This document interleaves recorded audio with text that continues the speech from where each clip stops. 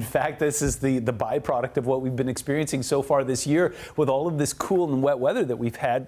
Western Washington is still quite green and very different than it was this time last year. So far, we haven't had any crazy heat waves, and we haven't really seen any browning anywhere. The eastern portion of the state is still a bit on the dry side, and there are some drought conditions there, and it's going to get hot over the next couple of days. But Western Washington, oh, it's going to be great.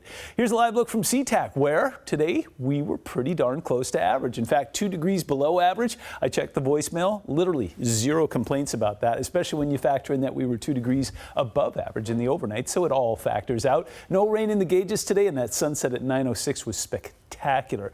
So we were talking about the high pressure earlier, and as we put this into motion, it's that time of year. It's July. It gets hot in the south. That's exactly what it does. Now, as this dome of high pressure starts to move in our direction here, it will come close. It's going to make Portland hot. We will be warm. And again, eastern Washington looks like it's going to get hot as well, but basically from the Puget Sound out towards the coast, it's going to get warm, but not too bad. A quick reminder about high pressure.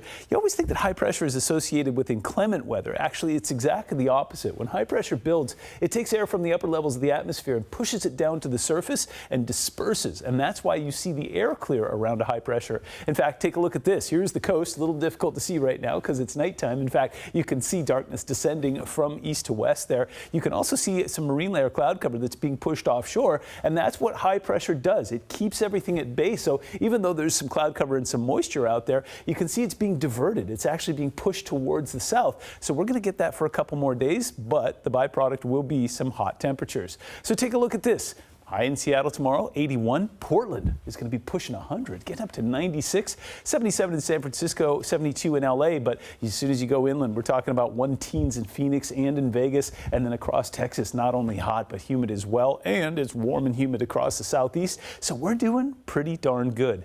Taking a look at all the colors on the map here, virtually everything that we have across the west right now is some form of a heat advisory or warning that's in place. In fact, this white one here is fairly curious. On the northern half of Nevada, that's a special heat warning telling people that it's going to be abnormally hot there, breaking into triple digits in places where it normally doesn't.